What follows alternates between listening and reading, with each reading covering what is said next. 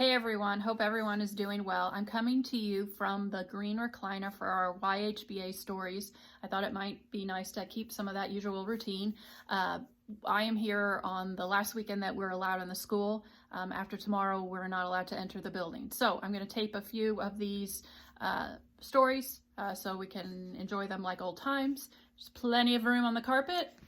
Everyone can have a seat and get comfortable. So our first one here is called If Sharks Disappeared by author and illustrator Lily Williams. So of course in movies and fiction, sharks are definitely put out usually to be the ultimate bad guy, right? Nothing more evil than a shark. But what this book shows in its nonfiction format is how important sharks really are and what would happen if sharks disappeared. And I'll do my best to get the pictures in, so I know it's kind of hard to appreciate them through the screen, but we'll see. If sharks disappeared. This is a healthy ocean. It's a balanced environment where many different animals and plants thrive. The ocean is home to a lot of creatures, big, small, shiny, cute, and scary. Sharks have helped keep our oceans balanced for about 450 million years. Over that time, they evolved into the more than 400 different species that exist today. Sharks are apex predators, which means they are at the top of the food chain in their ecosystem, the ocean. Losing an apex predator species can cause devastating effects in an environment. Today, roughly between 1/4 and 1/3 of shark species are vulnerable to extinction because of overfishing. What could happen if this continues and sharks disappear altogether?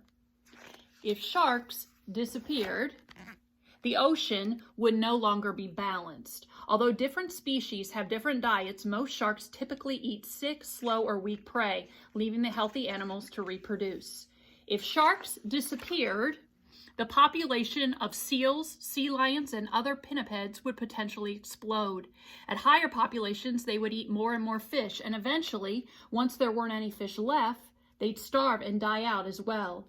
If fish and pinnipeds disappeared, plankton, which is what many fish that are lower on the food chain eat, could quickly grow out of control. This could make the ocean a thick sludge. Nothing could survive in this water.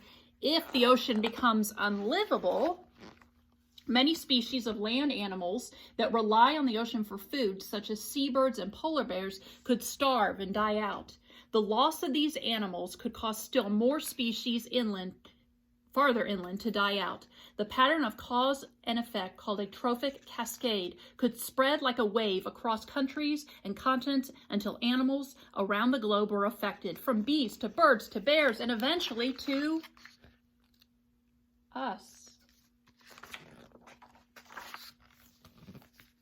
All species depend on one another to survive by keeping our planet's ecosystems in balance. And luckily today,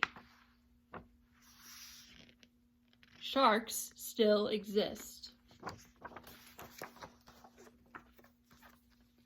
Sharks inhabit all the oceans on Earth.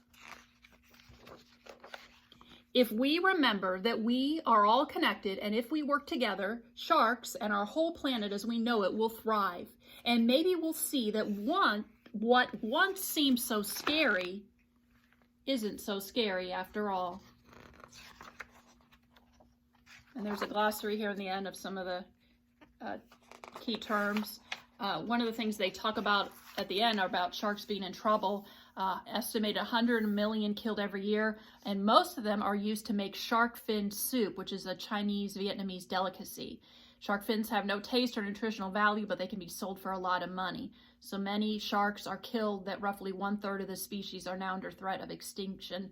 They're also killed for their teeth, jaws, liver, skin, and cartilage used in dietary supplements, skincare products, leather goods, and some other information. Okay, so give this one a check. Different types of sharks here. Give this one a check on your list and circle it if it's in the lead, and show me that you read it by writing in the comments of this post whether you've been to the ocean or not, and if so, tell me which of the oceans you've been to. As for me, I've been lucky enough to go to both the Atlantic Ocean and the Pacific Ocean several times, but maybe there's somebody out there who's gone even farther. Indian or Arctic, anyone?